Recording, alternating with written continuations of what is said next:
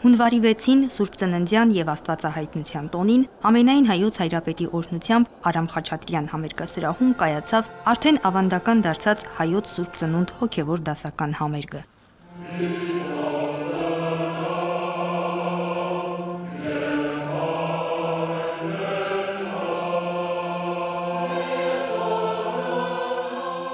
Արդեն 5-րդ տարին Լեցուն դահլիճում անցկացվող այս համերգային նախագիծը վերահաստատում է իր կարևոր դերը հոգևոր մշակութային կյանքում։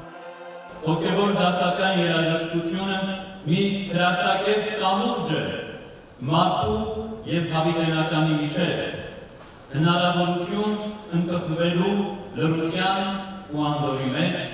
խորհելու, աղոթելու եւ այդպես հոգևոր վերածնունդ ապրելու։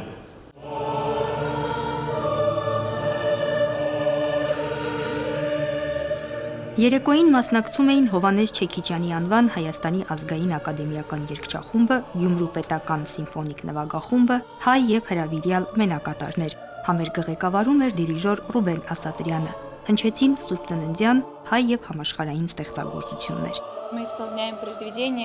Մենք այսօր կատարում ենք դասական կոմպոզիտորների հոգևոր ստեղծագործություններ։ Հենց Սուրբ Ծննդյան օրվան հատուկ տոնական տրամադրություն է տիրում, եւ դա այնքան հաճելի է։ Սա հաղորդակցման միջոց է, դասականը կապել հոգևոր արժեքների հետ եւ այո, մատուցել այդ երաժշտությունը յուրովի։ Այսօր այդ հնարավորությունը ընձեռնվել է Գյումրու պետական սիմֆոնիկ նվագախմբին։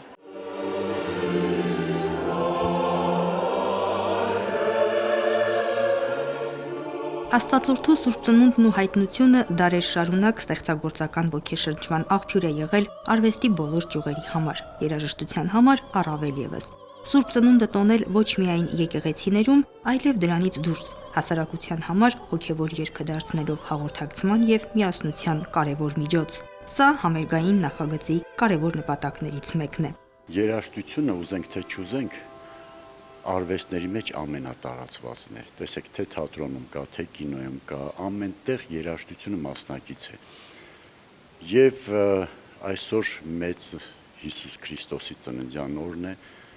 բացարձակ Աստված, իսկ մեր առաքելական եկեղեցին գիտենք, որ դավանաբանական առումով ամենահարասատն է։ Մեծ խորհուրդ ունի այսօրվա ծրագիրը, հավատացեք,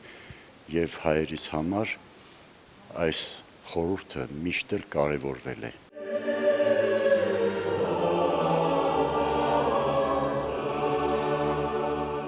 Հայոց Սուրբ Ծնունդ ամենամյա համերգային նախագծի կայացմանն աջակցել են Հայաստանի Հանրապետության կրթության, գիտության, մշակույթի եւ սպորտի նախարարությունը, Արամ Խաչատրյան համերգասրահը, Կենտրոնական բանկը, Արտշին բանկը եւ Հայկական բարեգործական ընդհանուր միությունը։